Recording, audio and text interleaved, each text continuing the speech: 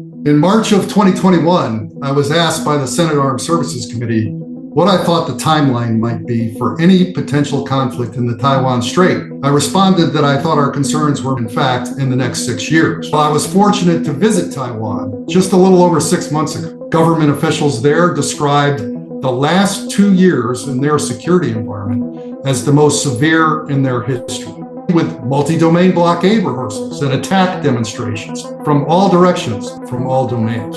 The PRC continues its campaign to coerce, co-opt, and corrupt other countries and business and political elites across the region to undermine the overall security landscape. The PRC also continues its integration of PRC civil and military entities.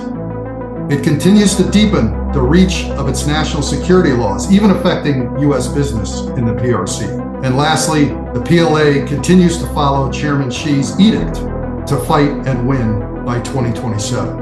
I think if you're in a kinetic war where munitions are flying, the natural result of that is all maritime shipping in the area will stop. A much more sudden and immediate severing of relations. And important American companies, and notably Apple, would likely see the value of their operations fall very substantially just because of their supply chain dependence on a mix of Taiwan and China. Of particular importance to the U.S., the flow of semiconductors out of Taiwan, that if you don't have the right chips, you can't produce a functional car. For some specific components, it would be almost impossible in the short run to find those components. I think your baseline would assume a near complete freeze of cross-border financial transactions and U.S. financial assets inside China would also likely be frozen. This is one of these jump kind of risk, enormous amounts of instability in global financial markets. Those Americans who've invested in specific Chinese companies or who've invested in indexes that have some exposure to China